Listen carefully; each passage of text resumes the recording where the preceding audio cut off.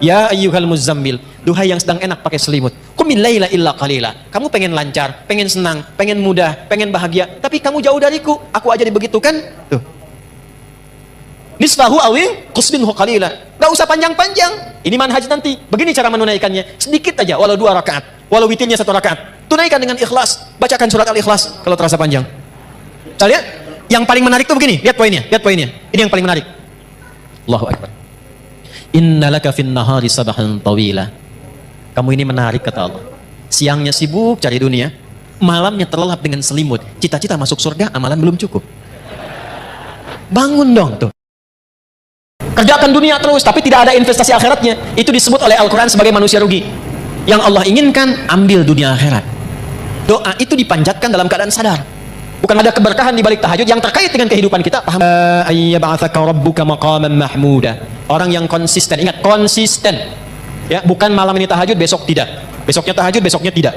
Kenapa? Allah akan angkat derajatnya kalau di dunia itu karirnya atau pekerjaannya. Kalau di akhirat itu tingkatan surganya. Maqaman mahmuda, di tempat terbaik yang orang pun semua memahami dia memang layak. Tunaikan tahajud, minta sama Allah dalam sujud. Wasabbihu lailan tawila. Sujud tasbih, minta yang panjang supaya kurikulum yang disusun ini dimudahkan oleh Allah dengan 4 sifat ini. Kepada seluruh yang membersamai kajian ini di malam hari ini, juga saya lihat ada teman-teman dari Polri tadi lantas yang telah menata. Semoga semua sehat dan baik insya Allah. Malam ini waktu kita sangat terbatas, karena itu materi malam ini akan sangat padat. Mohon disiapkan kondisi kita untuk belajar. Dan materi ini akan menjadi penting dan jarang kita kaji mengenai kegiatan harian Nabi Muhammad sallallahu alaihi wasallam. Bagaimana kegiatan harian Nabi? Apa yang dikerjakan oleh beliau sallallahu alaihi wasallam dari bangun tidur sampai tidur lagi? Itulah yang menjadi topik inti bahasan kita yang kita kenal dengan kajian As-Sunnah An-Nabawiyah. Napak tilas kehidupan Nabi sallallahu alaihi wasallam. Di pertemuan yang lampau kita telah belajar tentang cara bangun tidur Nabi sallallahu alaihi wasallam. Dan kita telah keluarkan juga hadisnya, khususnya yang disampaikan oleh sahabat junior Abdullah bin Abbas radhiyallahu taala anhuma, yang dikutip keterangan ini oleh Imam Abu Daud dalam kitab Sunannya nomor hadis 1367. Kita telah bahas dan perkirakan kurang lebih kalau dikonversi jam berapa Nabi Muhammad sallallahu alaihi wasallam bangun kalau tengah malam. Kana Nabi sallallahu alaihi wasallam idza istayqadha min naumihi, adalah kebiasaan Nabi sallallahu alaihi wasallam jika bangun dari tidur di malam harinya. Pas tengah malam, kadang kata beliau lebih sedikit atau kurang sedikit. Jadi kalau kita ambil di pertemuan lalu patokannya kurang lebih lah kalau kekinian di 1:30 jam 2 seperti itu. Standarnya demikian. Lebih sedikit berarti ke jam 3, kurang sedikit ke jam 1 kurang lebih. Nanti kita akan lihat rahasianya apa kaitan dengan waktu bangun ini. Nah, salah satunya sebelum kita teruskan saya mengingatkan supaya kita tidak lupa pembahasan yang lalu. Ingat, mengikuti sunnah Nabi itu manfaatnya 3. 1, ketika kita ikuti sunnah Nabi Muhammad SAW dengan diniatkan mengerjakan itu bukan sekedar beraktivitas, tapi diniatkan mengikuti Nabi, seketika dituliskan langsung pahala. Jadi punya nilai akhirat. Begitu kemudian kita niatkan, saya bangun tidurnya ingin mengikuti petunjuk Rasulullah. Jadi begitu bangun diikuti, dituliskan pahalanya. Di mana bangun tidur ada yang punya pahala? Pahala itu singkatnya bekal akhirat. Jadi kan pindah tempat beda bekal ya. Ini gambaran gampangnya. Tadi siang saya sampaikan di Metro. Kalau kita sekarang berada di Lampung, di Indonesia, mau ke Amerika, hukum di Amerika dengan di Indonesia sama tidak? Tidak. Kemudian ada yang berangkat umrah ke Saudi, mata uang yang dipakai sama tidak? Hukumnya sama tidak? Nah, ini kaidah standar, pindah tempat, pindah hukum. Kebiasaan di Lampung dengan kebiasaan di Sumatera bisa berbeda, di Kalimantan bisa berbeda. Maka muncul apa yang disebut dengan kaidah al-'adatul muhakkamah. Kebiasaan di satu tempat menghadirkan hukum baru yang berbeda dengan tempat lain. Nah, kaidah ini kita pakai untuk menerapkan itu pada alam yang akan kita jumpai setelah meninggal. Jadi masih di dalam dunia, kan Lampung dengan Amerika sama-sama dunia. Lampung dengan Kalimantan sama-sama dunia, ya kan? Jelas ya? Sama-sama dunia saja, beda tempat, beda hukum. Sekarang kita akan meninggalkan dunia dan diviralkan di toa masjid ad-du'a, telah meninggal dunia, kan? Bisa si fulan gitu ya. Telah meninggal dunia artinya meninggalkan dunia ini, berpindah ke tempat baru. Dan jangan dipahami ketika pindah tempat itu bakalnya sama. Karena kalimat kitanya sudah mendeklarasikan dengan fitrah, meninggal dunia. Artinya meninggalkan semua yang dilakukan, dikerjakan, dan ini poinnya, dilekatkan dalam kehidupan dunia. Ini baju nih, di dunia. Ya, ini minuman, makanan, dunia. Jadi ketika ditinggalkan, ini tidak berlaku di alam yang baru.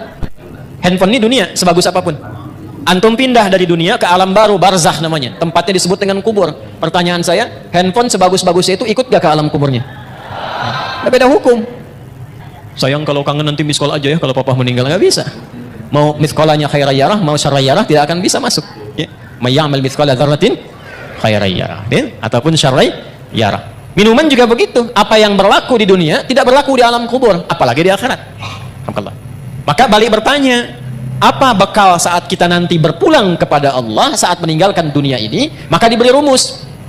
Ya, diberi rumus. Apa rumusnya? Pekerjaan kita yang dikerjakan di dunia itu disebut amal namanya.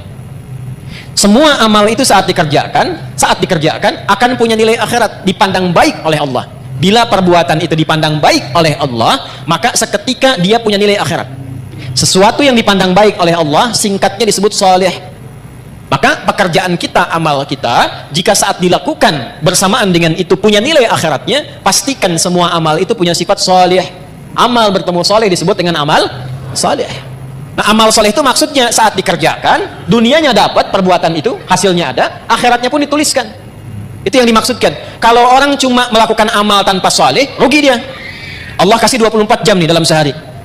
Kerjakan dunia terus, tapi tidak ada investasi akhiratnya. Itu disebut oleh Al-Quran sebagai manusia rugi. Bahkan turun satu surah 103. Ya, manusia yang beraktivitas namanya disebut insan. Manusia yang berdasarkan kecenderungan nafsunya disebut dengan bashar. Manusia dengan karakter lembutnya disebut dengan ins. Manusia dengan sifat sosialnya disebut nas. Manusia berdasarkan keturunannya disebut dengan Bani Adam. Ketika Allah menyebutkan manusia, nama terkait aktivitasnya disebut kalimat insan. Wal asr. Aku bersumpah demi waktu yang aku berikan pada manusia supaya diisi dengan perbuatan 24 jam. Cuma sayang, innal insana lafi khusr. Sungguh manusia yang beraktivitas menata waktu itu, mengisi waktu itu, tidak semuanya mendapatkan keuntungan. Tidak semua mampu mengolah waktu menjadi baik. Dan ada orang-orang yang ketika beraktivitas Allah pandang lafi khusr, rugi dia. Ya, rugi. Kenapa? Karena dia tidak menyiapkan, bukan dunianya, bukan. Di sini bukan bicara dunia. Bukan bicara dunia.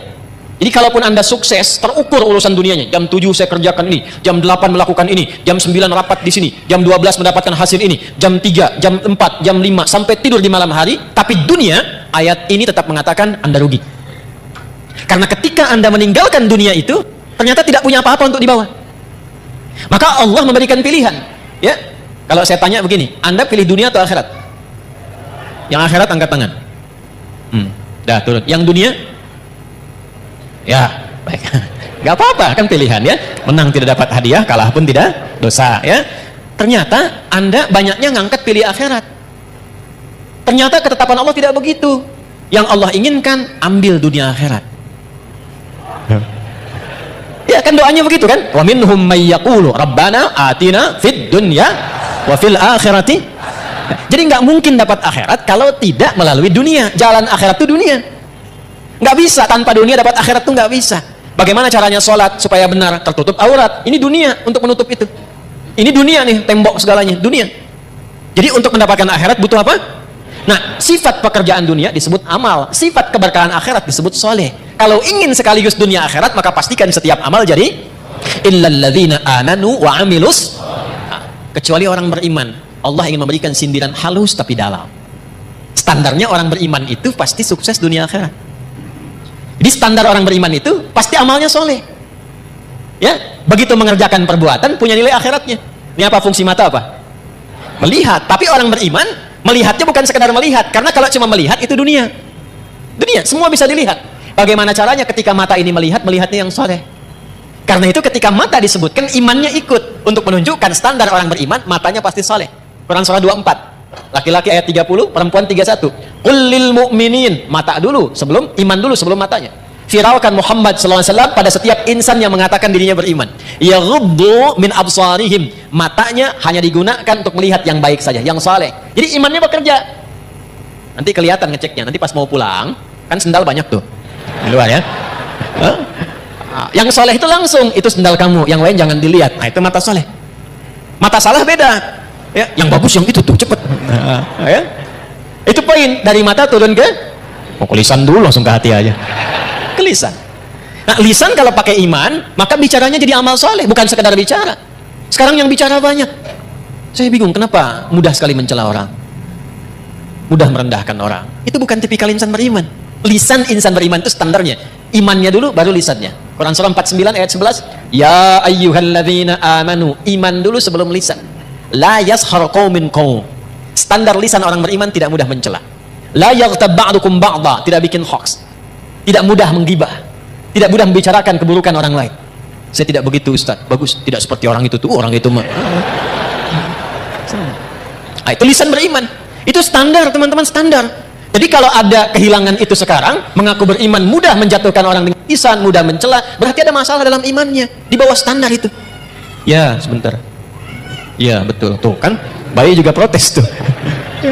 Nah, sekarang untuk mengembalikan itu dari ujung kepala sampai ujung kaki supaya benar jadi amal saleh, lisan ini ketika bicara baik, itu bukan sekedar dapat keberkahan dunia, tuliskan pahala akhiratnya. Ya, pahala akhiratnya dapatkan. Yang paling menarik nanti, dunia dapat, akhirat dituliskan. Itu satu, pola mengikuti Nabi. Dua, saya agak cepat. Orang yang membiasakan diri beraktivitas mengikuti kegiatan Nabi, maka Allah akan merubah orang itu menjadi orang baik yang punya sifat keteladanan. Langsung jadi teladan. Dalilnya apa? Quran surah ke-33 ayat 21. Laqad kana lakum fi rasulillahi uswatun. Dan sungguh jangan ragu, telah aku tetapkan pada kepribadian Rasulullah sallallahu alaihi wasallam itu suri teladan yang baik. Ada qudwah, ada uswah, itu berbeda. Qudwah teladan bisa diikuti, tapi yang mengikuti belum tentu jadi teladan lagi. Uswah teladan, ketika diikuti, yang mengikuti ini otomatis jadi teladan di eranya. Contoh, Abu Bakar itu siapa masuk Islam? Tapi setelah masuk Islam, diikuti Nabi, gaya Nabi, perilaku Nabi, sepeninggal Nabi jadi teladan. Umar siapa sebelum masuk Islam? Baca sejarahnya. Bagaimana pergaulannya, apa yang diminumnya. Setelah masuk Islam, imannya merubah beliau menjadi lebih baik, diikuti pola hidup Nabi, beliau viral namanya sampai sekarang. Alhamdulillah. Dan tidak usah jauh-jauh ke era kita sekarang. Ulama-ulama, tokoh-tokoh, ya kan? Yang baik-baik, yang mengikuti pola Nabi SAW. Silahkan kalau nggak percaya. Dari bicaranya coba ikuti cara bicara Nabi. Dari berjalannya ikuti jalannya Nabi. Sifat lembutnya ikuti lembutnya Nabi. Jangankan kita mendapatkan kebaikannya, di saat yang sama kita menjadi teladan di bidangnya. Apapun itu. Makanya hanya Nabi Muhammad SAW yang diberikan oleh Allah kesempatan untuk mempraktekkan semua bagian inti kehidupan manusia.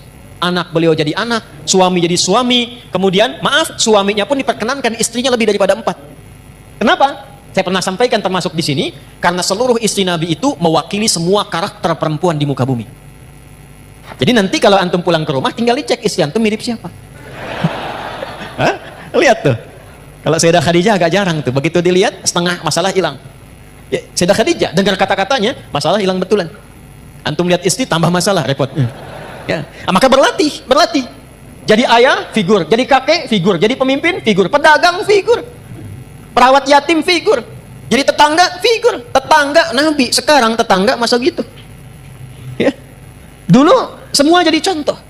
Nah, ini poin. Yang telah kepada orang itu turun cinta Allah. Ini yang mahal.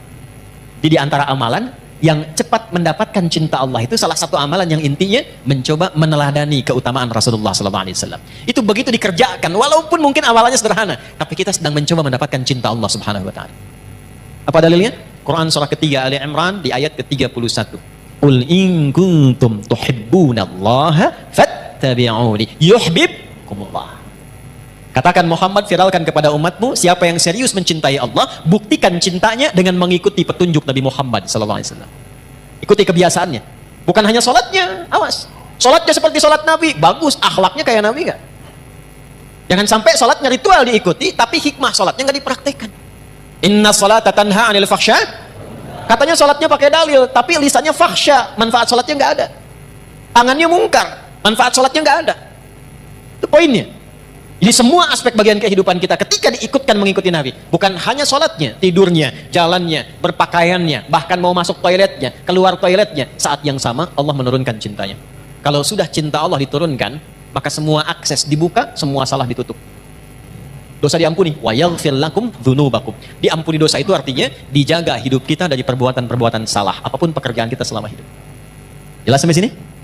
Paham? Nah, pertemuan lalu kita sudah belajar tentang cara bangun tidurnya Nabi SAW. Maksud saya, evaluasi dulu sebelum kita melanjutkan pada pembahasan berikutnya. Sampai detik ini Anda datang di tempat ini, berapa dari bagian yang sudah saya jelaskan yang sudah kita amalkan? Ya, karena Nabi SAW, saya bacakan lagi hadisnya. Adalah kebiasaan Nabi SAW.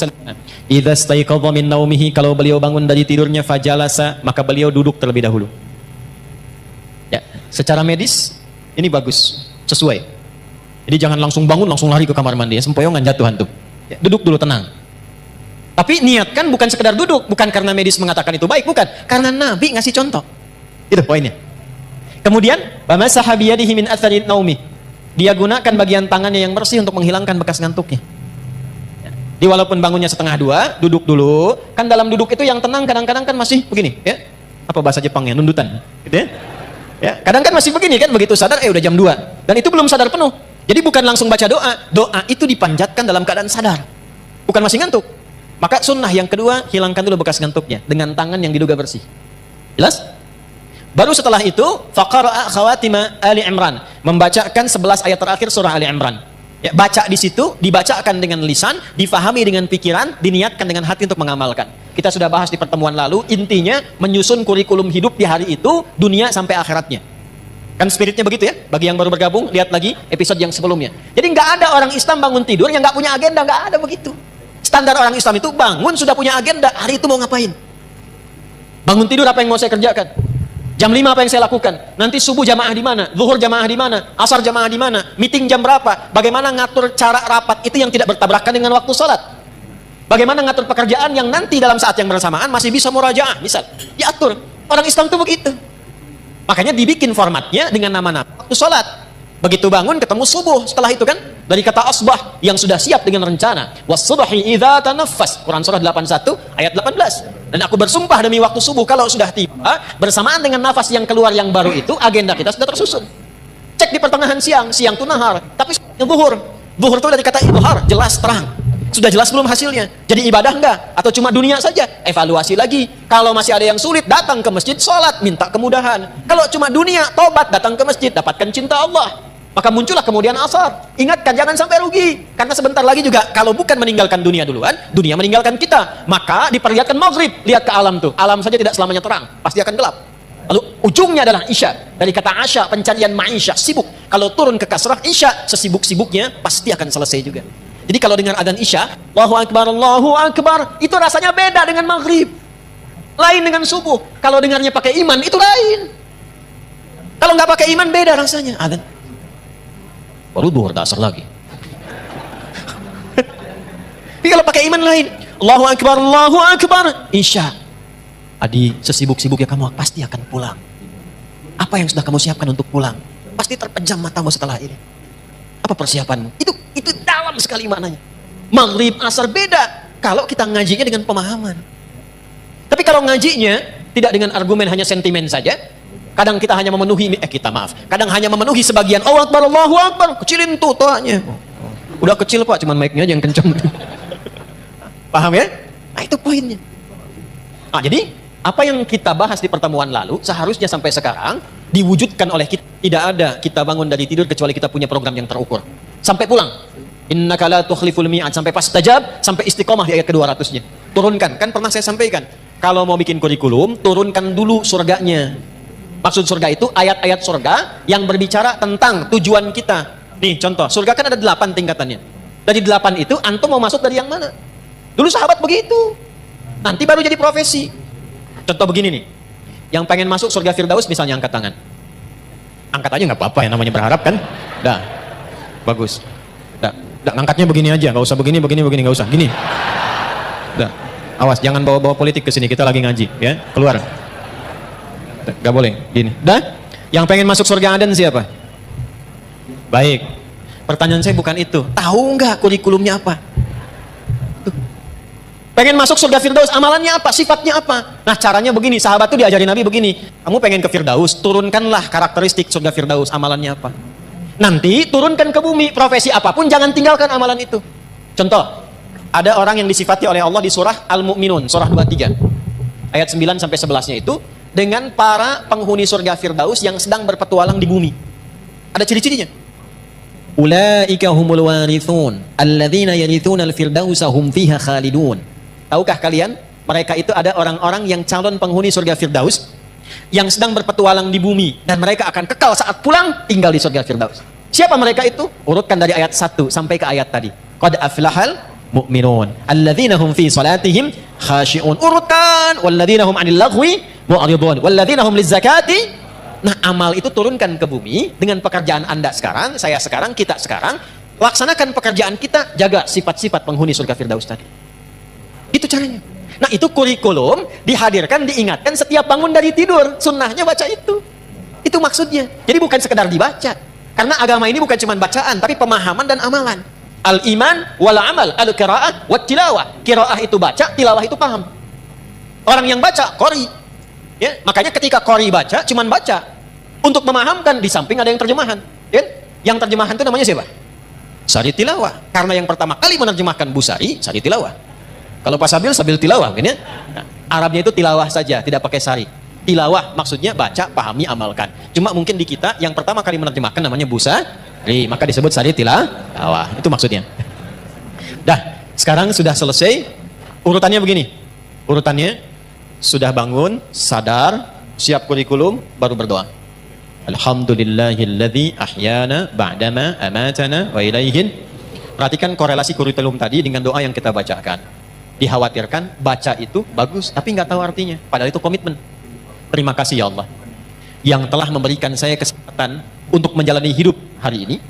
Mungkin saja engkau wafatkan aku dalam tidur bila sesuai ajal. Terima kasih engkau berikan aku kesempatan lagi beraktivitas. Perhatikan. Wa ilaihin nusyur, dan aku berjanji untuk cari bekal lebih baik di hari ini sebagai persiapan kembali kepadamu. Balik ditanya, persiapannya apa? Ayat tadilah yang kita keluarkan sebagai kurikulum.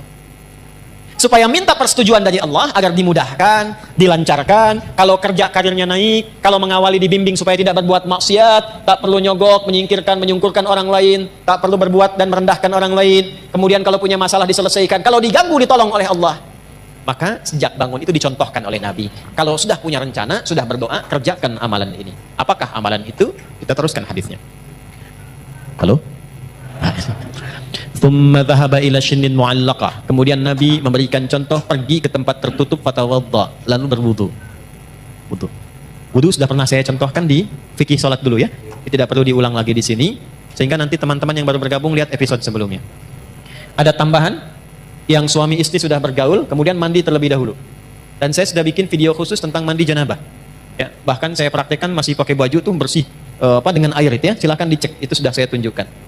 Sekarang amalan apa setelah wudhu itu? Yang saat kita mengamalkannya, dibawalah kurikulum tadi, dimintakan kepada Allah kemudahan dan segalanya. Yang hebat, saat itu dikerjakan, langsung Allah jamin 4 hal yang tidak diberikan kepada orang, bahkan muslim, bahkan orang beriman, mengerjakan sholat 5 kali dalam sehari, menunaikan zakat, mengerjakan umrah, melakukan haji, rajin puasa, tapi tidak mengerjakan amalan ini, tidak mendapatkan 4 keutamaan ini. 4 keutamaan itulah didapatkan di Quran dulu, dalilnya pakai Quran dulu. Quran surah ke-17 Al-Isra di ayat 79 sampai dengan ayat 80-nya. Saya bacakan cepat.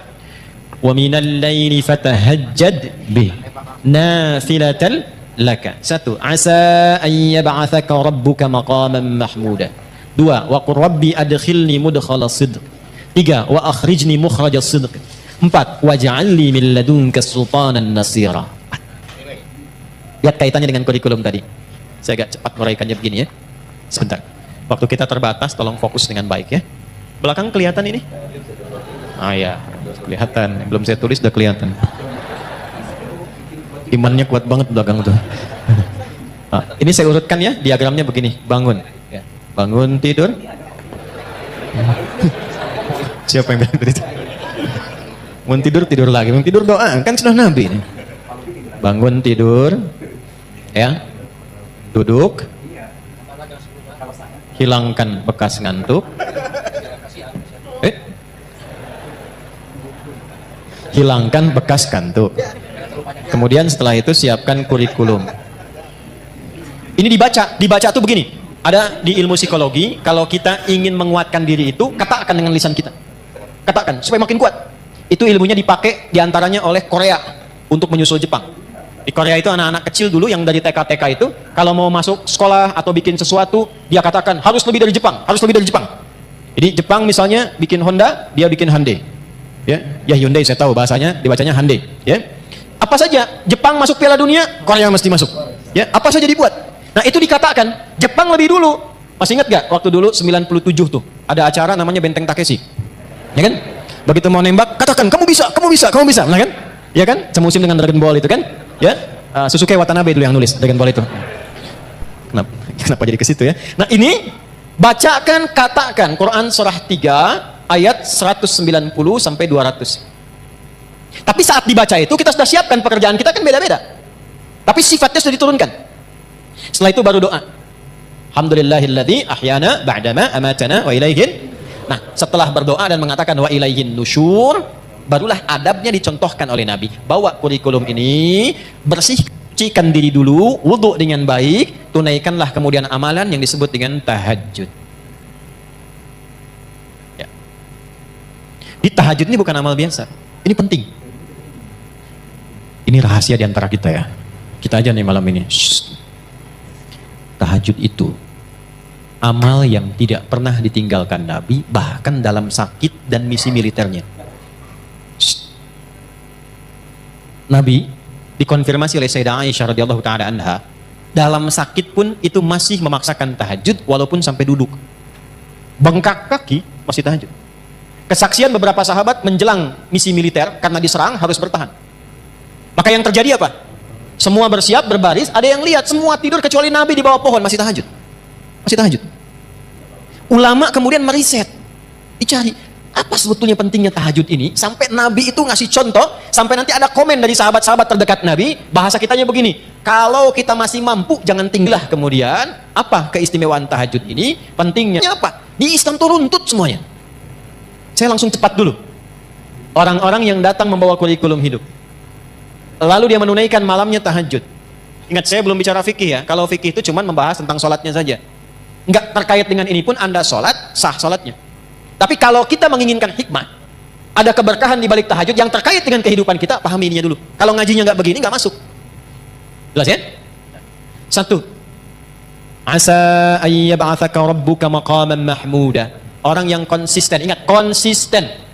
Ya, bukan malam ini tahajud, besok tidak. Besoknya tahajud, besoknya tidak. Kenapa kamu begitu? Ah, saya melihat ada puasa Daud, mungkin ada tahajud Daud juga gitu kan? Itu tidak demikian. Dia jaga tiap malam, maka satu, Allah akan angkat derajatnya. Kalau di dunia itu karirnya atau pekerjaannya, kalau di akhirat itu tingkatan surganya. Maqaman mahmuda, di tempat terbaik yang orang pun semua memahami dia memang layak. Contoh, karir. Ada orang pengen dapat jabatan nyogok? Ada yang menyuap? Ada nggak orang sudah dapat jabatan tapi orang lain nyoal? Dia nggak layak di situ, ada? Amalan ini membimbing pelakunya, apapun pekerjaannya, diangkat oleh Allah ke tempat tertinggi dan orang semua paham, pantas memang dia ada di situ. Satu. Jelas? Dan dua, ini yang menarik. Wa qur rabbi adkhilni mudkhala sidqin. Perintah dari Allah, katakan, Rabbi adkhilni mudkhala sidqin. Ya Allah, bimbing hamba mengawali aktivitas ini dalam bimbinganmu dengan cara yang terbaik. Orang yang rajin tahajud, pekerjaannya dibimbing Allah. Insya Allah. Ya. Ada orang skripsi dibimbing dosen pintar banget. Rumah tangga dibimbing. Seakan-akan nggak punya masalah. Begitu ada masalah, di tiap masalah. Bukan nggak punya masalah. Kadang-kadang masalahnya banyak, sama. Antum jangan kira seorang kiai, ustadz kayak saya nggak punya masalah. Banyak masalah. Apa nggak banyak tuh? Ya. Kalau kita tidak mendekat kepada Allah, tidak bangun komunikasi, tidak tersambung, nggak mudah. Nggak mudah. Jadi kiai itu nggak mudah. Nggak bisa pensiun. Ya. Nggak boleh menyembunyikan ilmu. Ngajar nggak boleh cari dunia. Nggak boleh saya mikirin amplop. doa besar nih, kalau tebal itu sahih. Kalau tipis, dhaif. Tipis tapi banyak, sahih li ghairihi. Nggak boleh bicara tarif, nggak boleh minta-minta. Begitu ikhlas kalau mengajar. Jangan menyembunyikan. Yang paling repot tuh begini, kalau disampaikan ente ngamalkan. Jadi kalau saya misalnya sekarang pandai nasihati, tidak mengamalkan, itu dicela oleh Allah. Afala ta'qilun? Otak kamu di mana, kata Allah. Dan nggak bisa pensiun. Itu kalau nggak bangun komunikasi, tersambung dengan Allah dengan cara yang baik, tidak mudah. Yang keempat, waj'alli min ladunka sultanan nasira. Dilindungi oleh Allah. Allah langsung yang lindungi. Bisnis, jangan dikira teman-teman itu berjalan begitu saja. Ada persaingan. Kadang-kadang Anda yang pasang tender begitu dapat, orang lain yang ngambil. Ada begitu? Ada. Al-Baqarah 155 isyaratnya. Ada yang tiba-tiba dijegal, ada yang tiba-tiba begini begitu. Ini dekat ya amalannya. Jadi begitu kita menunaikan tahajud, bukan persoalan detilkan sekarang, bukan. Kurikulum kita apa nih kegiatannya? Antum pekerjaan apa? Di kebun, di sawah, bertani, berkantor, jualan, dagang. Ini kan kurikulumnya. Susun sampai akhirat, tunaikan tahajud, minta sama Allah dalam sujud. Karena itu di Al-Insan ayat ke-26 dikonfirmasi di ujungnya, wasabbihu lailan tawila. Sujud, tasbih, minta yang panjang supaya kurikulum yang disusun ini dimudahkan oleh Allah dengan 4 sifat ini. Kalau belum sanggup bangun, ya Allah, itu disindir lagi di Quran surah 73 itu. Ya ayyuhal muzammil, duhai yang sedang enak pakai selimut. Qumil laila illa qalila. Kamu pengen lancar, pengen senang, pengen mudah, pengen bahagia, tapi kamu jauh dariku. Aku aja dibegitukan. Tuh. Nisfahu awi qusminhu qalila. Enggak usah panjang-panjang. Ini manhaj nanti. Begini cara menunaikannya. Sedikit aja, walau 2 rakaat, walau witirnya 1 rakaat. Tunaikan dengan ikhlas. Bacakan surat Al-Ikhlas kalau terasa panjang. Kita lihat. Yang paling menarik tuh begini, lihat poinnya, lihat poinnya. Ini yang paling menarik. Allahu Akbar. Innalaka fin nahari sabahan tawila. Kamu ini menarik, kata Allah. Siangnya sibuk cari dunia, malamnya terlelap dengan selimut. Cita-cita masuk surga, amalan belum cukup. Bangun dong tuh, bangun. Jadi kalau ditanya apa manfaat tahajud dan apa hubungannya dengan doa saat bangun tidur, ini korelasinya. Seakan-akan mengatakan begini, maukah engkau berikrar menjadikan aku, bersaksi aku sebagai Tuhan, nanti yang saat engkau hidup, aku akan perhatikan kau. Aku akan berikan kebutuhanmu. Aku akan sembuhkan kalau sakit. Aku akan penuhi apa yang kau minta. Akulah Rabb. Dengan sifat rububiyahnya. Kata Nabi, da'autallaha bi asma'il a'zam.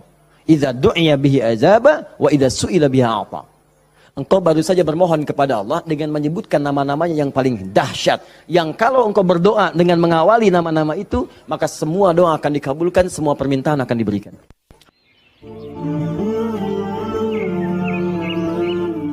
Quran surah keempat ayat 103. Allahu Akbar. Ini dasarnya. فَإِذَا قَضَيْتُمُ الصَّلَاةَ Quran surah 4 An-Nisa ayat 103. Paling kanan, agak sedikit ke tengah. فَإِذَا قَضَيْتُمُ الصَّلَاةَ فَاذْكُرُوا اللَّهَ Ya, maka jika anda telah tuntas mengerjakan salat, telah selesai salatnya, fadhkurullah, segeralah berzikir kepada Allah Subhanahu wa taala. Jadi sunnah amalan pasca salat zikir. Ya, mengerjakan semua aktivitas yang mengingatkan kita dengan Allah Subhanahu wa taala. Zikir. Ragamnya sudah kita bahas, ya. Dari mulai istighfar, bacaan kalimat tauhid, Allahumma antas salam, bacaan ayat-ayat Al-Qur'an, sampai dengan doa Nabi yang singkat terakhir kita bahas, sampai kita dalami detilnya, dari mulai ilmu yang bermanfaat, rizki yang terbaik, dan amalan yang diterima. Kita sudah sampai situ kan? Baik.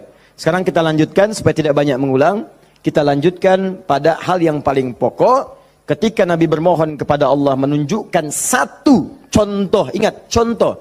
Di Nabi itu sifatnya ada langsung membimbing doa, ada diberikan doa contoh, yang dengan doa itu maksudnya tidak harus sama seperti itu.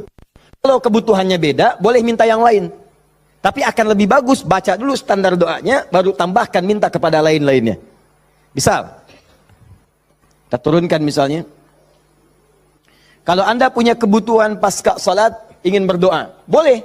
Apa dalilnya? Di Ibnu Majah itu, nomor hadis 925. Nabi berikan doa standar. Allahumma inni as'aluka ilman nafi'a wa rizqan thayyiba wa amalan mutaqabbala. Minta ilmu, awas, yang bermanfaat. Minta rizki yang berkah dan mohon diterima amalannya. Ilmu bermanfaat, rizki berkah, diterima amalan. Tiba-tiba anda punya permintaan spesifik misalnya. Ustaz, saya seorang ibu, sekarang sedang mengandung, pengen kandungannya itu Ustaz diberkahi oleh Allah. Pengen lahirannya lancar, pengen normal, pengen baik. Apa doanya? Apakah boleh berdoa setelah itu? Boleh. Karena tadi doa yang disampaikan itu standar dari Nabi yang pokok, yang memberikan contoh. Maksudnya silahkan berdoa, apa saja minta. Kalau nggak kepikiran doa, minta doa dengan yang standar ini. Itu maksudnya. Dia tidak harus terbatas dengan doa itu, tapi jadikan sebagai patokan doa, setelah itu minta yang lain-lainnya. Paham? Baik. Nah sekarang saya ingin ajarkan, ada isyarat dalam Al-Quran, bagaimana supaya doa kita mau minta apapun selama baik menurut Allah itu akan cepat dikabulkan. Seperti apa mintanya? Yuk, saya turunkan dulu satu. Kita pelajari dasarnya dulu ya.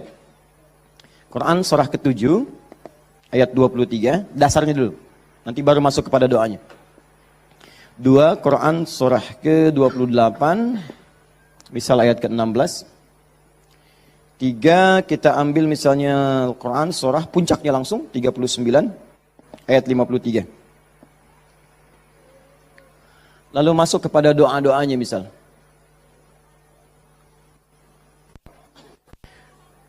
Saya ambil beberapa contoh yang sering ditanyakan, misalnya Quran surah ketiga ayat 38 sampai 39. Ditafsir dengan Quran surah ke-19 dari ayat ketiga misalnya sampai ayat ke-15 ya. Ya. Ada lagi misalnya kita turunkan doa orang sakit misalnya, Quran surah ke-26 ayat 80. Bisa jadi penyakitnya lebih parah, kita turunkan Quran surah 21 ayat 83 sampai 84. Oh, doa paling favorit misalnya Quran, apa yang paling favorit? Masya Allah, sapu jagat, luar biasa ya. Anda tanya orang Arab, nggak ada yang tahu. Ya, cuma orang Indonesia. Atarif sapu jagat? Sapu jagat.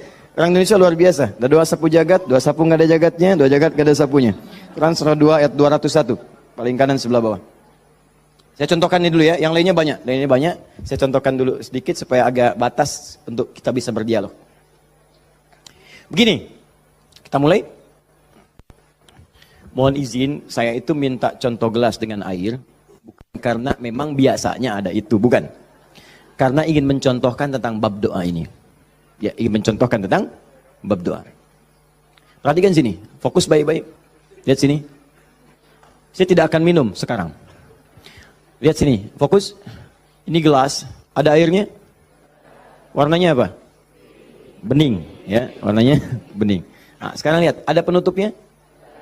Halus atau keras? Baik, udah jangan main tebak-tebakan, kita coba dulu ya. Kalau tidak tahu katakan Allah Adam. Lihat sini, ini spidol. Fokus. Perhatikan sini. Saya ingin masukkan ke dalam gelas. Masuk tidak? Kenapa? Ada penutupnya, tuh, cukup agak lumayan. Ada lagi kalau ditutupnya seperti ini. Karena ini nggak ada penutup, kadang-kadang apa yang ada itu yang digunakan. Tisu misalnya. Lebih halus daripada yang tadi. Perhatikan baik-baik. Ini kalau dimasukkan bisa masuk. Ya, bisa, sudah. Kemudian lihat baik-baik, ada yang lebih keras lagi daripada yang pertama. Ini yang pertama, ini yang kedua. Misal, saya ambil yang lebih ekstrim seperti ini. Tutup begini. Fokus. Ini mau dimasukkan sampai kapanpun, sampai kiamat kurang 2 hari, susah. Sulit luar biasa. Perhatikan baik-baik. Fokus, fokus, fokus. Ada orang ingin bermohon kepada Allah Subhanahu wa taala. Kalau tidak ada sekatnya, tidak ada penutupnya, baik yang pertama, yang kedua, apalagi yang ketiga, maka semua yang diminta mudah untuk masuk. Minta spidol, masuk. Minta logam, masuk. Minta emas, masuk. Semua masuk. Tapi seringkali terjadi ada orang memohon, rasanya sulit kemudian untuk terkabul. Minta ini susah. Minta ini lambat. Minta ini sulit. Dan ini melanggar kaidah yang umum. Kaidah umumnya mengatakan setiap berdoa akan dikabulkan. Sepanjang itu baik bagi dirinya. Dan itu memang baik, tapi kenapa tidak masuk gitu. Misal kaidah standarnya di Al-Quran surah kedua Al-Baqarah ayat 186. Paling kiri sebelah bawah. Wa idza sa'alaka 'ibadi 'anni fa inni qarib ujibu da'watad da'i idza da'an falyastajibu li wal yu'minu bi la'allahum yarshudun. Kata Allah, Muhammad sallallahu alaihi wasallam, sampaikan kepada umatmu, jika kalian nanti ingin mencari Allah, kamu ditanya, ada yang ingin mencariku, mencari Allah, katakan padanya, enggak usah dicari, saya dekat. Itu memberi harapan. Saya sering sampaikan makna kalimat ini. Anda cari, tanya panitia, mana ustadznya? Dijawab, ustadznya belum ada berita. Dengan yang kedua, jangan khawatir Pak, sudah dekat. Mana yang paling menenangkan? Sudah dekat. Sudah dekat. Nah, ketika ada yang bertanya padamu, Muhammad, saya ingin mendekat kepada Allah. Jawab, tidak usah repot, Allah dekat. Silahkan kau mendekat kepada Allah, dan Allah akan dekat dengan kita, silahkan. Psikologis memberikan harapan. Dan umumnya, orang yang mendekat kepada Allah, umumnya, itu punya dua kepentingan. Kalau bukan bertobat dari maksiat, yang kedua, punya permohonan ingin disampaikan. Makanya sebelum diungkapkan itu, dijawab oleh Allah. Saya tahu, paling hambaku kalau mau datang, mau minta. Silahkan cek. Besok mau ujian, malam tahajud. Padahal kemarin enggak. Ya. Besok lamar pekerjaan, malamnya istighfar. Kemarin kemana aja, John? Ya. Selalu seperti itu. Minta. Kata Allah, lihat kalimatnya, ujibu da'watad da'i idza da'an. Kapanpun hambaku minta, aku akan kabulkan. Jadi rumus doa itu kalau diminta dikabulkan. Jadi nggak ada doa yang tidak dijawab sepanjang yang diminta itu baik. Sepanjang yang diminta itu maslahat. 3 sifat jawabannya. Diberikan seketika, jadi begitu dia meminta, seketika dikabulkan. Kalau dia membutuhkannya. Allahumma ya Rabb, Allahumma ya Rabb, Allahumma ya Rabb. Saya ingin berdakwah ya Allah dengan teknologi. Saya ingin niatkan ya Allah masuk ke ITB supaya dengan ilmu itu saya bisa mengembangkan teknologi untuk mendekatkan orang kepadamu. Minta dia malamnya, luluskan saya ya Allah. Besoknya keluar lulus. Kalau benar maslahatnya. Ada yang kedua. Ditunda itu sampai dia sanggup untuk menerimanya sebagai amanah kehidupannya. Tidak seketika dijawab, tapi nanti ketika dia sanggup baru diberikan. Karena kalau Allah berikan dalam hal tidak sanggup, tidak adil Allah. Karena Allah tidak memberikan ujian pada yang tidak sanggup. La yukallifullahu nafsan illa usaha. Jadi sekali lagi sering saya katakan, kalau Anda sedang diuji, jangan mengeluh. Karena Anda pun dipercaya oleh Allah. Allah yakin dengan Anda, kenapa Anda ragu? Jadi kalau Anda sekarang punya musibah, punya ujian, entah di rumah tangga ujiannya berat, entah di kantor misalnya ujiannya berat, entah dalam kehidupan, semuanya, semua orang tidak ada yang tidak punya ujian, semua diuji. Wala nabluwannakum bisyai, kata Allah, Quran surah kedua ayat 155. Semua yang hidup punya ujian. Dan sifat ujian itu tidak akan diberikan pada yang tidak sanggup. La yukallifullahu nafsan illa wus'aha. Kalau kamu nggak sanggup, saya nggak akan berikan, kata Allah. Jadi kalau ibu sedang punya ujian di rumah tangga, jangan mengeluh, Bu, seberat apapun, karena ibu itu sanggup. Allah percaya pada ibu, kenapa ibu nggak yakin? Antum punya ujian di kantor, berat rasanya Ustadz, betul memang berat, tapi Anda yang sanggup. Kalau ujian itu diberikan pada Adi Hidayat nggak sanggup. Anda hebat, kata Allah, kenapa Anda mengeluh? Ya Allah, kenapa saya? Ya Allah, ya emang kamu yang sanggup. Why me? Why not? Iya. Jadi semuanya itu ada ukurannya, nggak usah khawatir itu dengan itu semua. Ada takarannya. Ya, dan Allah itu punya sifat keadilan yang sangat luar biasa. Rizki, adil, semua diberikan. Kadang-kadang itu nalar belum sanggup menalarnya. Yakin dulu iman, begitu iman, hikmah datang. Kan dulu pernah saya sampaikan untuk analogi sederhana tentang cicak dan nyamuk. Masih ingat? Coba cicak, bagaimana beraktivitasnya? Merayap di mana? Dinding. Makanannya apa? Yang paling utama nyamuk. Nyamuk apa aktivitasnya? Terbang. Nyamuknya punya sayap, cicaknya tidak. Kan pernah saya sampaikan, kalau nyamuknya punya akal dan jenius, cicak jadi mainan. Cicak di dinding, dia dekat lampu. Cicak, ayo sini kalau berani. Alhamdulillah, hewan tidak diberi akal. Tapi bukan itu yang mau saya sampaikan. Keadilan Allah menjadikan cicak tetap mendapatkan makanan. Orang tua kita nggak punya banyak dalil. Cuman fitrahnya memberikan kepada kita gambaran-gambaran kehidupan. Dikatakan oleh mereka, cicak-cicak diam-diam. Bayangkan, yang Allah tuntut cak merayap. Rayap aja. Mau diam-diam, mau biasa. Dicontohkan diam-diam aja merayap. Diam-diam merayap. Teruskan, datang seekor nyamuk. Ketika cicak merayap, datang seekor nyamuk. Bukan cicak yang mendatangi nyamuk, nyamuk yang mendatangi cicak. Siapa yang memberikan dorongan nyamuk datang ke cicak? Allah. Jadi kalau dia mengerjakan ikhtiar dari Allah, maka datanglah hasilnya. Cicak, kamu merayap aja. Begitu merayap, datang seekor nyamuk. Selanjutnya, silahkan. Ya. Tangkap, selesai. Itu poin yang pertama. Jadi saya ingin berikan gambaran dalam kehidupan ada unsur keadilan yang diberikan oleh Allah Subhanahu wa taala. Jadi yang pertama tadi langsung diberikan, yang kedua ditunda dia saat sanggup menerimanya. Kalau nggak sanggup, nggak akan dikasih. Anda punya anak 5 tahun, ya, pengen minta hadiah pada Anda. Bobo, motor. Pengen minta motor. Anak 5 tahun pengen minta motor beneran, dibelikan nggak? Ya, Anda memang mampu. Tapi pada saat itu nanti nak ya, Bapak belikan motor yang hebat. Sekarang motor yang ini dulu, motor-motoran. Setelah itu dia siap 2 tahun, 3 tahun, 4 tahun, 10 tahun ke depan diberikanlah motor itu. Apa karena Anda tak mampu memberi? Tidak, karena dia belum siap. Anda minta sekarang, tiba-tiba 10 tahun kemudian Anda dapatkan. Cuman saat dapat Anda nggak sadar kalau itu tuh hasil doa Anda yang dulu. Itu. Kadang-kadang demikian. Anda pengen jadi dokter. Ujungnya kan dokter, masuknya pengen ke UI. Tiba-tiba keterimanya di Undip misalnya. Tapi kan jadi dokter juga.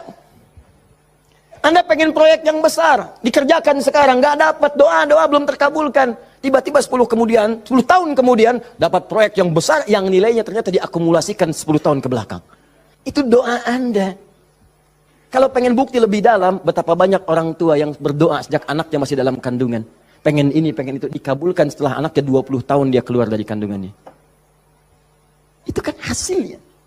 Makanya ketika anak sukses, kata Al-Quran surah ke-46 ayat ke-15, ada isyarat di sana. Kalau Anda sukses, jangan menilai dulu kesuksesan itu adalah hak Anda, kewajiban Anda, atau atas jasa Anda. Barangkali Anda cuma 30%, 70%-nya ibu yang dulu pernah menangis di keheningan malam. Ya Allah, jadikan anak saya seorang insinyur, ya Allah. Ya Allah, jadikan anak saya, ya Allah, orang yang saleh. Ya Allah, jadikan anak saya si fulan. Bapak Anda yang dulu cuma makan singkong, datangnya ke sawah, kemudian kerjakan segala rupa, ya Allah. Jadikan anak saya lebih hebat dibandingkan saya. Puluhan tahun yang lalu mereka bermohon kepada Allah, doanya terkabul ke puluhan tahun kemudian. Makanya ketika Anda berhasil, kata Al-Quran, jangan dulu merasa bangga, karena boleh jadi jasa terbesarnya jasa orang tua dulu. Makanya Ismail, perhatikan baik-baik. Ismail yang mendapatkan air zam-zamnya. Lihat. Bergerak kakinya, gerak, keluar. Tapi Anda jangan lupa, ketika Ismail kehausan, ibunya mencari air. Disimpan Ismail, dia bergerak tangan kakinya. Karena kalau anak itu sudah mulai haus baik, pasti tangan kaki itu bergerak. Tapi air nggak keluar. Kapan air keluar? Setelah Sayyidah Hajar bolak-balik. Safa Marwah, bermohon kepada Allah. Positif, berdoa, minta. Ketika kemudian bagian yang terakhir ketujuh itu berada kemudian di Marwah, tiba-tiba mendengar satu percikan air keluar. Kapan air keluar? Karena jejak kaki Ismail yang menendang kemudian ke arah pasir itu, malaikat mengepakkan sayapnya. Keluarlah. Kata ibunya, zam. Zam itu artinya kumpul jangan berhenti. Kumpul jangan berhenti. Kalau kumpul saja mungkin berhenti, ijma, tahadda. Ini zam. Kumpul jangan berhenti. Sampai sekarang air itu selalu berkumpul, tidak pernah berhenti. Dikenallah dengan air zam-zam. Orang kebanyakan cuma minum zam-zamnya, tapi tidak pernah mendalami kisahnya.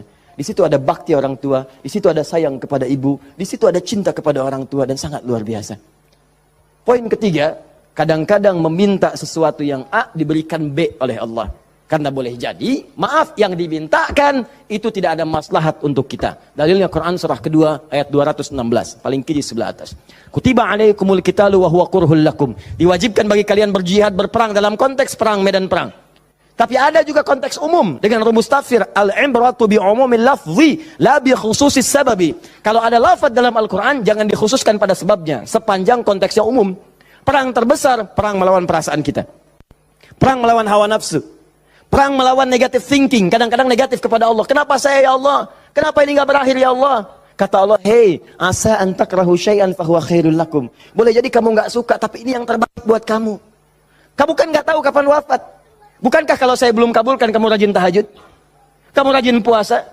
Kamu rajin baca Al-Quran? Kamu kemana aja selama ini? Mau wafat masih sibuk dunia. Saya pengen yang terbaik untukmu sampai pulang ke akhirat. Dipaksa untuk mendapatkan itu. Kadang-kadang kamu pengen yang ini dunia, ini nggak bagus. Kamu pengen direktur, kamu maksiat banyak nanti di sana. Cukup level manager saja. Wa asa an tuhibbu syai'an fa huwa syarrul lakum. Kadang-kadang yang ideal yang dipengenkan itu enggak bagus kata Allah. Kenapa? Wallahu ya'lamu wa antum la ta'lamun. Karena Allah tahu masa depan engkau tidak. Anda punya anak 5 tahun sakit, dia kata dokter jangan makan apel. Jeruk boleh enggak dok? Boleh. Maka anak itu merengek, mama, pengen apel, pengen apel. Kata mama, jangan nak, gak bagus. Apel, dibelikanlah jeruk. Ini kan jeruk mama. Bukan nak, ini jeruk rasa apel. Paham? Nah, jadi ini yang pertama, sifat doa itu kalau diminta pasti dikabulkan. Tapi ada segelintir orang yang ketika memohon, ternyata tidak mendapatkan bagian itu. Apa persoalannya? Perhatikan, hadisnya sahih. Sampai Al-Imam An-Nawawi mencantumkan ini dalam salah satu hadis di Al-Arba'innya. Thumma dzakara rajula. Awas, hati-hati. Yutilus safara. Thumma dzakara rajula. Yutilus safara. Ash'atha aghbara. Lalu Nabi mengisahkan tentang seorang lelaki yang menempuh perjalanan panjang sampai tampilannya penuh debu. Ya, bahasa Inggrisnya kurang lebih the kill of the kumel.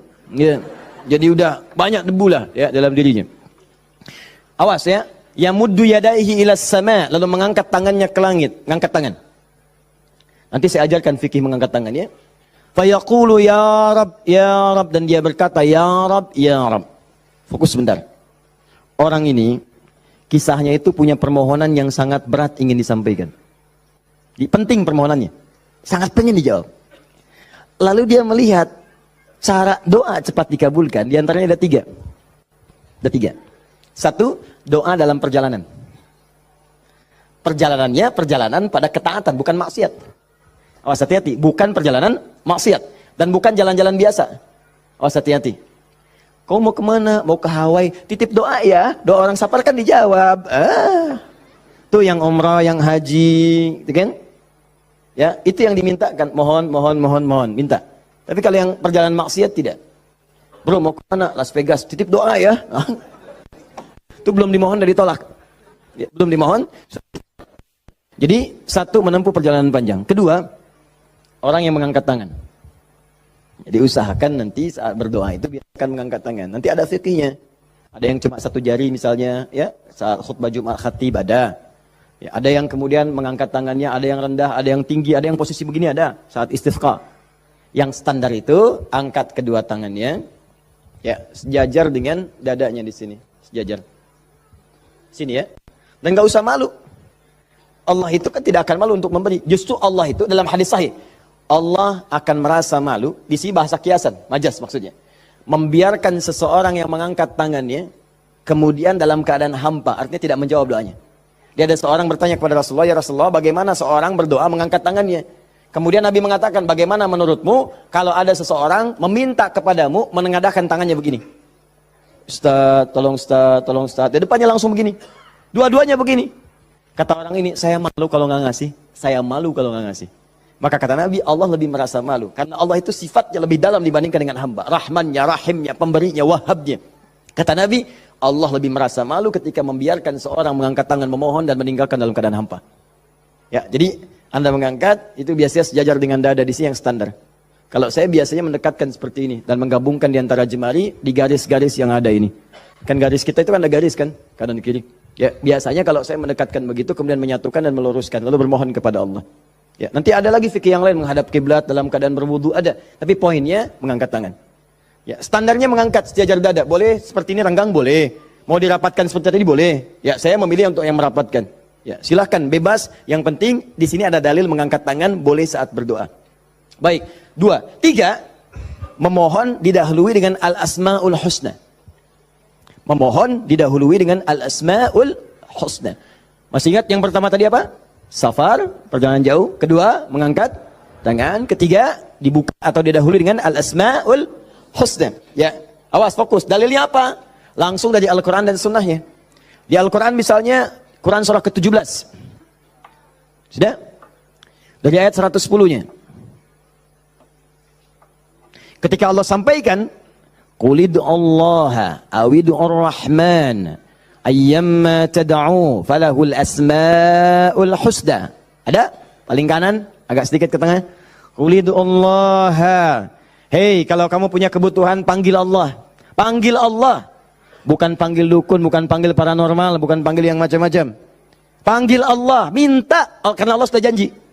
Allah sudah berjanji dalam kandungan kita. Di Quran surah ke-7 ayat 172. Wa idz akhadha rabbuka min bani adam min zuhurihim dzurriyyatahum wa ashhadahum ala anfusihim. Awas, alastu bi rabbikum? Qalu bala syahidna. Ketika Allah mengambil perjanjian pada setiap anak cucu Adam. Awas hati-hati, sejak dalam masa kandungan, ditafsir di Al-Arba'in, di hadis Nabi riwayat Abu Abdurrahman Abdullah bin Mas'ud radhiyallahu taala anhu. Awas, nomor 4 posisinya di Al-Arba'in, paling kiri sebelah atas. Disampaikan, inna ahadakum yujma'u fi batni ummi, kata Nabi, 40 yawman nutfah, thumma yakunu 'alaqah, thumma yakunu mithla dhalika mudhighah, thumma yursalu ilaihi al-malak. Awas, fayanfukhu fihi ar-ruh wa yaktubu bi arba'in, yu'maru bi katbi arba'in. Ya bi katbi rizqihi wa ajalihi as'idun huwa am syaqiyyun. Awas hati-hati, dalam usia 4 bulan ditiupkan nafasnya, awas masuk ruhnya, ditiupkan ruh, bernafas dia, ditetapkanlah 4 hal, terjadilah perjanjian pada saat itu. Perjanjian pertama, alastu bi rabbikum, apakah engkau berikrar mau menjadikan aku sebagai Rabb? Siap? Kenapa menyebut Rabb? Padahal Allah bisa mengatakan begini, alastu ilahakum, alastu rahmanakum, tapi Allah mengatakan alastu bi rabbikum, bukankah aku Rabbmu? Rabb tidak disebutkan kecuali mengandung sifat rububiyah. Rububiyah itu perawatan, pengawasan, perhatian. Sifatnya yang paling pendek disebut dengan murabbi. Karena itu guru orang tua disebut murabbi. Karena orang tua memperhatikan, orang tua merawat. Kalau tanpa batas, perawatannya cepat, perhatiannya dalam, hilangkan kalimat mimnya, muncullah kalimat Rabbnya. Maka Allah disebut dengan Rabbun. Kalau kita meminta, Allah lebih cepat pemberiannya dibandingkan dengan hamba.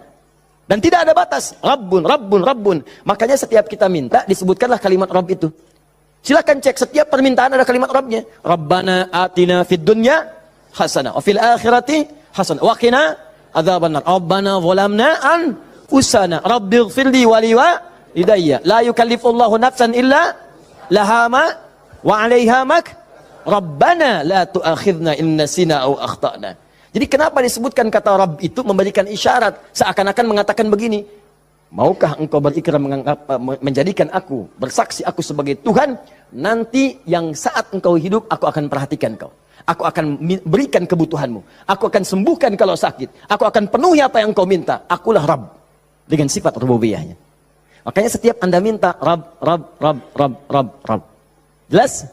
Saya kembalikan. Ketika Anda memohon kepada Allah, dahulukan dengan al-asmaul husna. Qul idullah, panggil Allah, minta. Kalau ada masalah minta, ya Allah, maaf ya, bukan bikin status. Bukan bikin status. Diuji dengan musibah yang dibikin status. Aku tidak menduga akan seperti ini.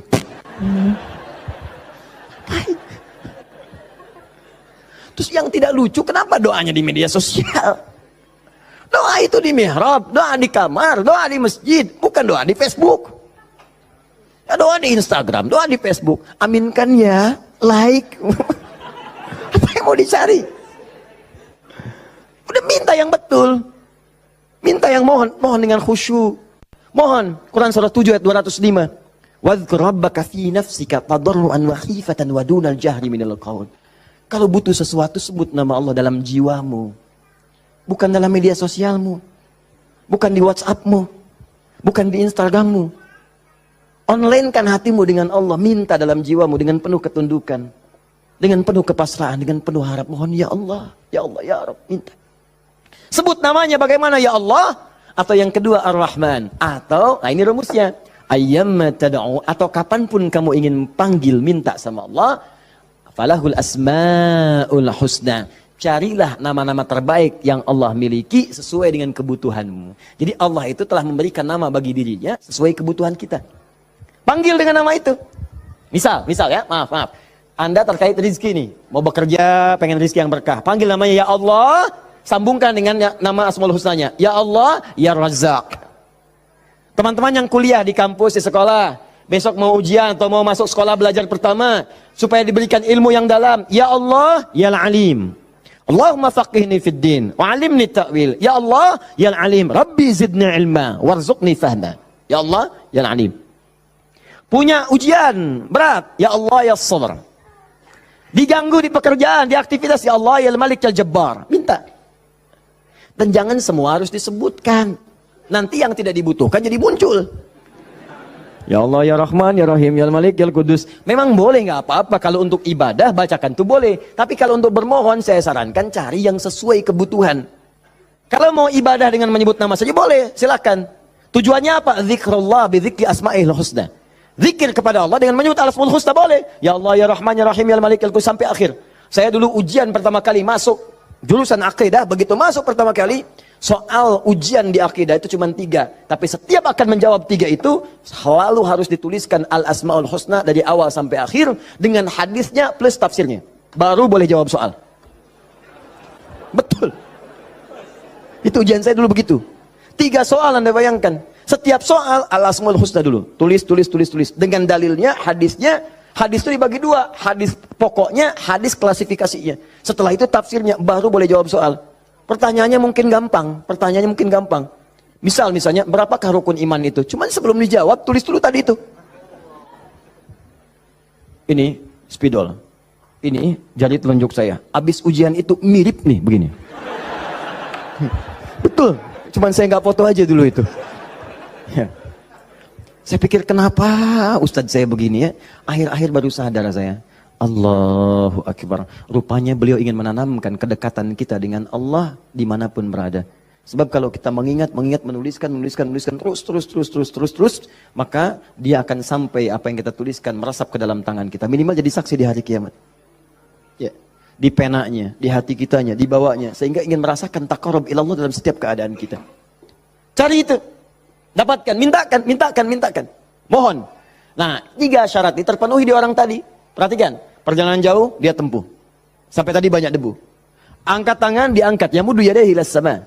3 dia minta dengan Al-Asma'ul Husna. 3-tiganya lengkap. Seharusnya doa dia dikabulkan 3 kali lebih cepat dari orang biasa. Karena 3 hal tadi dipenuhi. Qurannya ada, hadisnya ada. Bahkan Sayyid Sabiq itu pernah menulis kitab Al-Aqaid Al-Islamiyah. Dalam bab Al-Asma'ul Husna disebutkan hadisnya populer. Hampir kalimat-kalimat tauhid di kitab-kitab hadis ada hadis ini. Seorang setelah menunaikan salat kemudian berdoa kepada Allah Subhanahu wa taala di samping Nabi sallallahu alaihi wasallam, dia berkata, "Allahumma ya Allahul Ahad. Ya Allahul Ahadus Samad, alladzi lam yalid wa lam yulad wa lam yakul lahu kufuwan ahad. Allahumma ighfirli." Dia sebelum mintanya Allahumma ighfirli, tapi sebelum minta didahului dengan Al-Asma'ul Husna. Kata Nabi, "Atadri madza tad'u? Atadri madza da'ut?" Tahukah engkau bagaimana engkau baru saja berdoa? Allah wa Rasulullah alam, saya enggak tahu ya Rasulullah maksudnya apa. Kata Nabi, "Da'autullaha bi asma'il a'zam. Idza du'iya bihi ajaba wa idza su'ila biha a'ta." Engkau baru saja bermohon kepada Allah dengan menyebutkan nama-namanya yang paling dahsyat. Yang kalau engkau berdoa dengan mengawali nama-nama itu, maka semua doa akan dikabulkan, semua permintaan akan diberikan. Hadisnya sahih. Orang ini melakukan ketiganya. Tapi apa jawab Nabi? Allahu Akbar. Dia sudah menempuh perjalanan jauh, dia sudah mengangkat tangannya ke langit, dia menyebut ya Rab, ya Rab, ya Rab. Kata Nabi, "Anna yustajabu lidzalik." Bagaimana doamu bisa dijawab? Bahasa singkatnya, mustahil dijawab. Mintalah kamu begitu sampai kiamat kurang 2 hari. Gak akan dijawab. Dia ada orang sudah mengerjakan 3 amalan dahsyat, tapi doanya gak dijawab. Kenapa dia? Allahu Akbar. Famat'amu haramun. Karena yang biasa dia makan haram. Mashrabu haramun, minumannya haram. Malbasu haramun, pakaiannya haram. Wa ghudhiya biharamin, dan sumber kehidupannya haram. Maka jadilah yang haram itu seperti sekat seperti ini. Nutuplah cawan doanya. Semakin banyak kumpul, jadilah sekatnya makin kuat begini. Jadi bukan Allah nggak ngabulkan, mau dikabulkan susah, mental terus tuh, mental. Karena masih tertutup dengan yang haram. Maka dari itu, kalau Anda banyak berdoa, padahal doa itu maslahat untuk Anda. Secara umum seharusnya dikabulkan secara umum. Tapi tiba-tiba kok aneh gitu, enggak lagi. Coba lihat, mungkin ada sekat dalam diri Anda. Mungkin ada maksiat, ada yang haram pernah dikerjakan. Buka dulu, buka cawannya. Keluarkan yang haramnya. Buka. Bagaimana membuka itu? Inilah yang tadi kita contohkan dengan ayat-ayat tadi. Tidak ada manusia yang sempurna. Yang sempurna makhluk diciptakan. Makhluk yang sempurna itu cuma malaikat. Tidak ada manusia yang sempurna. Sepanjang kita manusia pasti pernah berbuat salah. Tapi mungkin kesalahan itu menjadi penutup dari keinginan yang ingin kita mohonkan kepada Allah. Kenal Nabi Adam?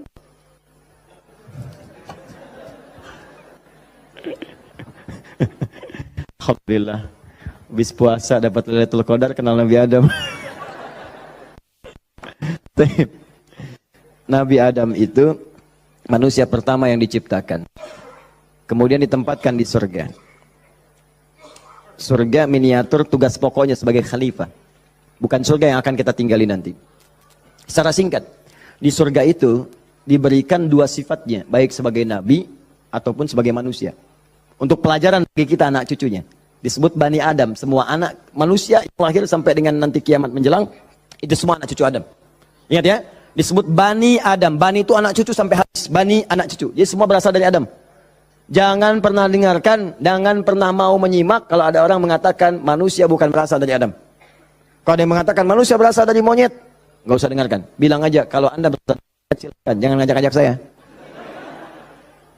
Ya, Bani Adam. Nah, ketika dimasukkan ke surga, maka nikmat surga itu kan diberikan, jaminan kan, Nabi kan dijamin kan, Rasul dijamin kan, maka langsung dimasukkan. Tapi di situ dilatih sifat kemanusiaannya. Apa sifat kemanusiaannya? Quran surah kedua ayat 35.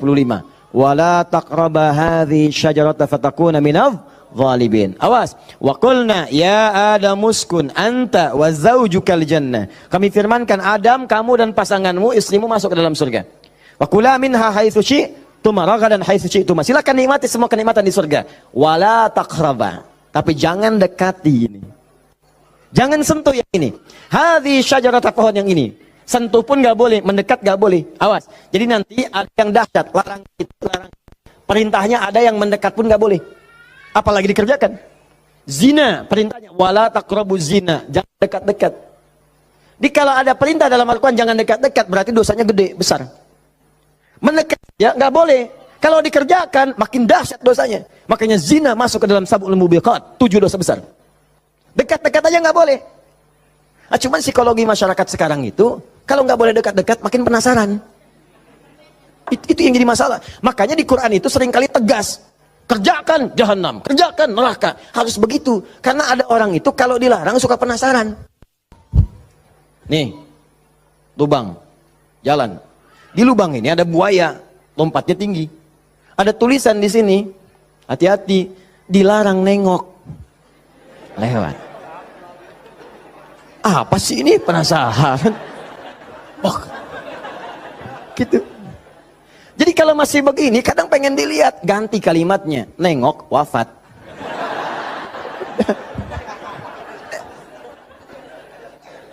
Selesai. Udah. Itu sederhana gitu. Ya, makanya banyak kalimat di Quran tuh begitu. Hati-hati. Ya, orang yang merencanakan pembunuhan berencana, Quran surah 4 misalnya kan, An-Nisa. Ya, misal, dia ayat ke 92-nya.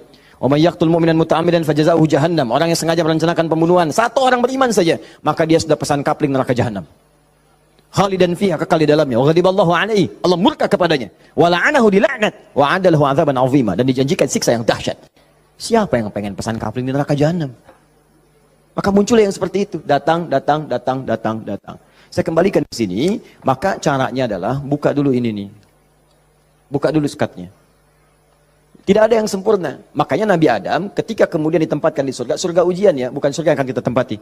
Dari mana dalilnya Ustaz? Karena di surga nanti kita itu sudah nggak ada ibadah lagi. Nggak ada ibadah. Nggak ada yang salat lagi, nggak ada yang puasa lagi. Cukup di dunia aja. Di akhirat tinggal mendapatkan hasilnya. Kita panen nanti. Ya, jangan terlampau soleh. Cita-cita di surga supaya bisa sholat tahajud. Allah, bapak itu terlampau soleh. Udah tahajud di dunia aja. Nyampe sana tinggal nikmati. Tinggal dinikmati. Kebiasaan dunia masuk semua. Ya Allah, makan nikmat, pengen anggur, gak usah jauh-jauh, tinggal ngambil. Masya Allah. Ustadz merokok boleh nggak? Silakan, ambil apinya di neraka. Ya.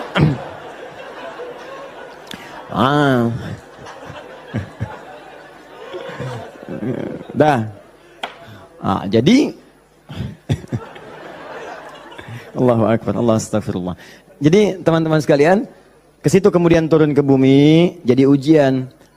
Digodalah oleh setan. Fawaswasalahum syaitan. Digoda oleh setan. Singkatnya ketika digoda itu, kemudian godaan itulah yang menjauhkan Nabi Adam dan pasangannya dengan Allah Subhanahu wa taala. Turunlah terpeleset turun ke bumi.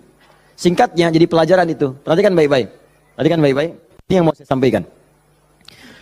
Ketika Nabi Adam, padahal beliau nabi, sifat nabi itu maksum. Kenapa diperkenankan oleh Allah berbuat salah pada saat itu dengan sifat kemanusiaannya? Padahal beliau nabi. Awas hati-hati. Ternyata bukan karena sifat kenabiannya, tapi sebagai contoh bagi anak cucunya yang bukan nabi, yang tidak punya sifat maksum. Jadi kalau nggak diberikan contoh begitu, tidak ada jalan bagi kita bagaimana cara mengembalikannya. Makanya dibuat kisah dalam Al-Quran itu, disampaikan, bukan dibuat kisah, kisahnya ada, disampaikan ke kita. Diberitakan. Ini dulu Adam dengan sifat kemanusiaannya salah. Padahal dia nabi, maksum, bisa dijaga oleh Allah. Kenapa diperkenankan salah? Untuk menunjukkan ibrah, pesan kepada kita, kalau salah, begini cara kembalinya. Maka ketika berbuat keliru itulah diturunkan kalimat pertamanya untuk mengangkat sekat ini. Jadi kalau nggak pernah diangkat, ini hubungan dengan Allah itu tersekat. Diangkat sekat ini, apa yang diturunkan pertama kali? Kalimat untuk mengembalikan kepada yang jernih. Asal jernih begini, ditutup begini, dikembalikan lagi. Sesuatu yang dikembalikan ke awal dengan cara yang baik disebut dengan tabayatubu. Sifatnya disebut dengan taubah. Awas, awas. Hati-hati. Maka Allah turunkan kalimat pertama ketika turun ke muka bumi. Kalimat pertamanya, Quran surah kedua ayat 37. Fatalaqa Adamu min rabbihi kalimatin fataba alaih. Maka Allah turunkan kalimat taubat. Taubat itu maksudnya kembali kepada jalan yang baik. Tadi tersekat, buang sekatnya, balikin lagi ke awal. Ya, fataba alaih. Maka diterimalah jalan kembalinya itu. Kalau sudah balik lagi silahkan, pengen apa aja diberikan. Minta. Maka apa kalimat taubat yang pertama kali itu? Disebutkanlah di Quran surah ke-7 tadi, ayat 23. Rabbana zalamna anfusana wa illam taghfir lana wa tarhamna lanakunanna minal khasirin. Itulah kalimat pertama untuk membuka sekat-sekat yang haram dan maksiat saat kita merasa ingin kembali ke jalan yang benar. Maka ulama sebagian menyimpulkan, kisah ini menunjukkan pesan bahwa tidak ada manusia yang sempurna. Kadang-kadang banyak yang berbuat maksiat.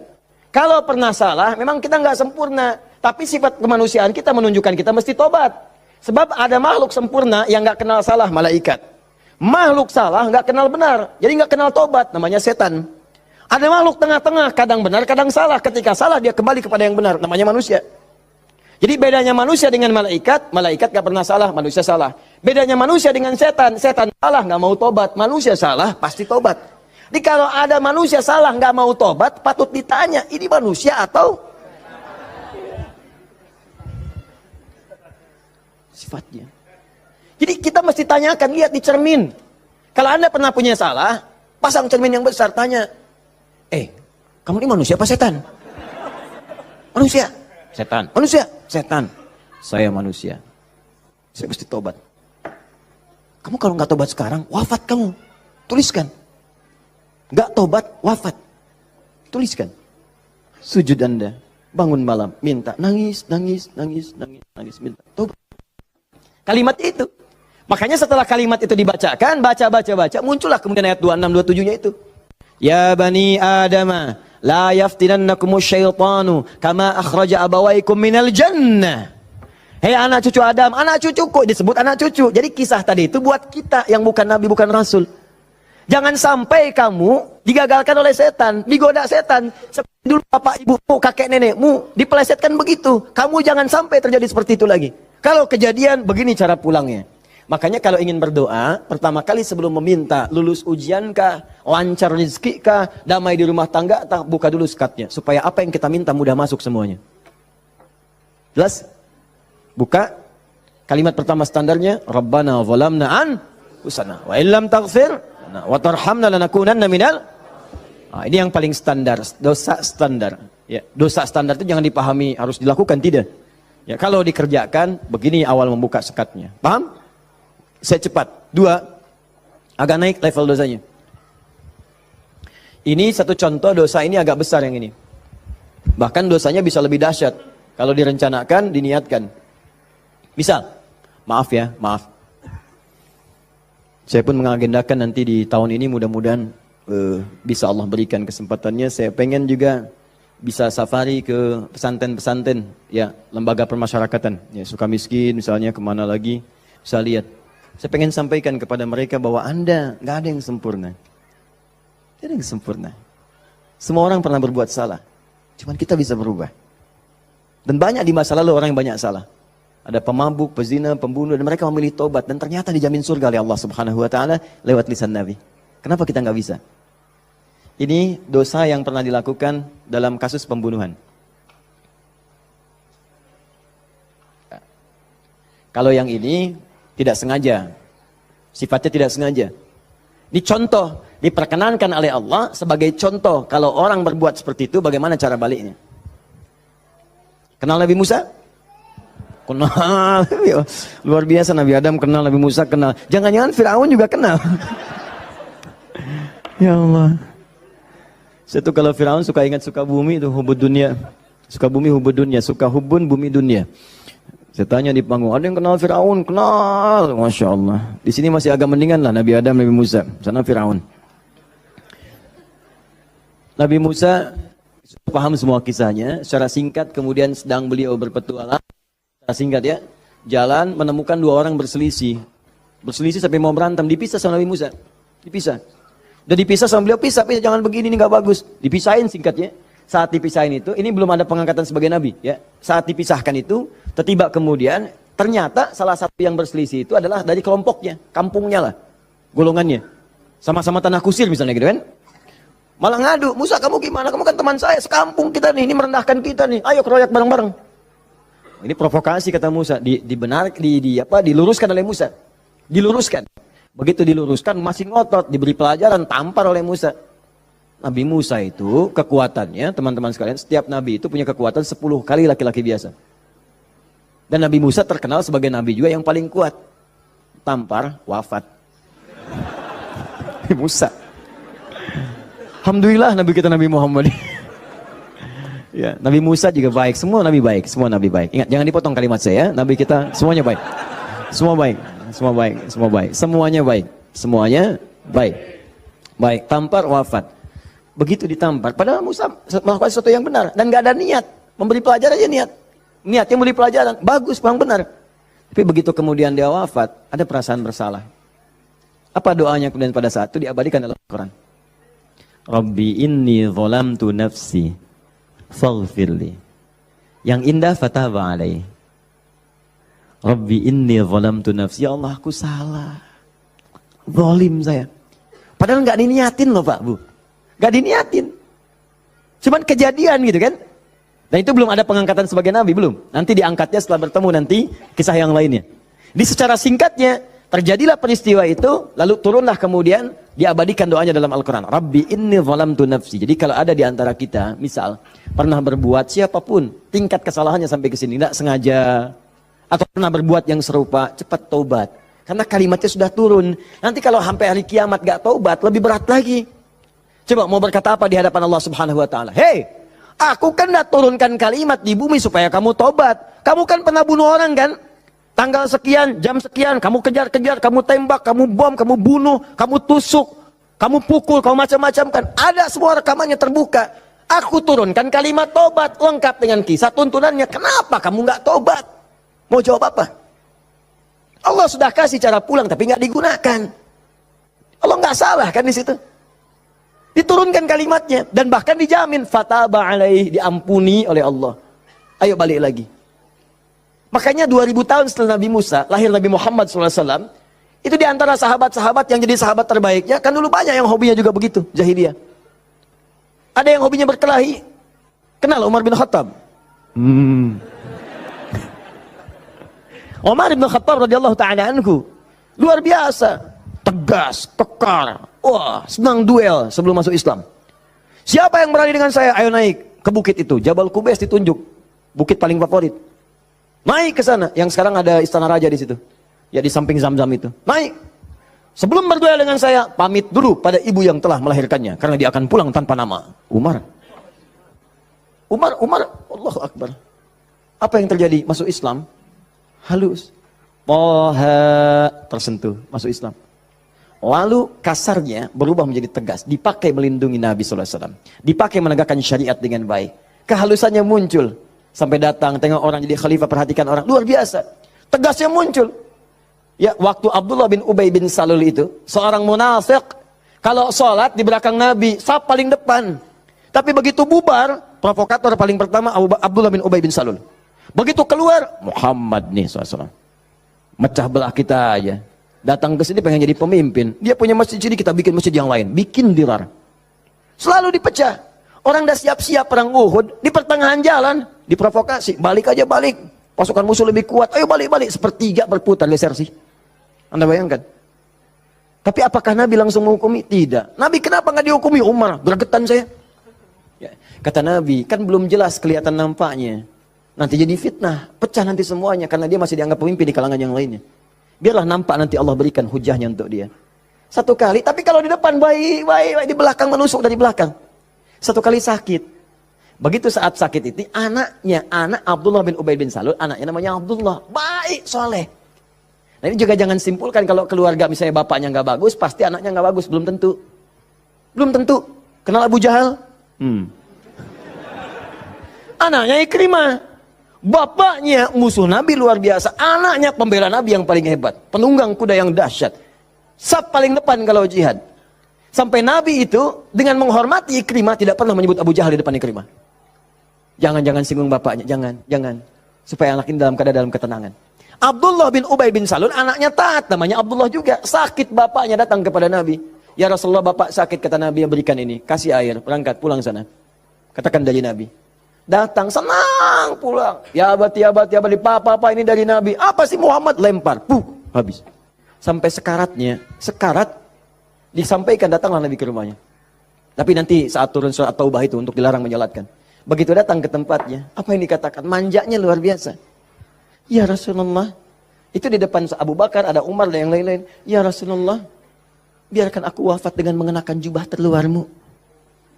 Apa kata Umar? Ya Rasulullah, izinkan aku memenggal kepalanya.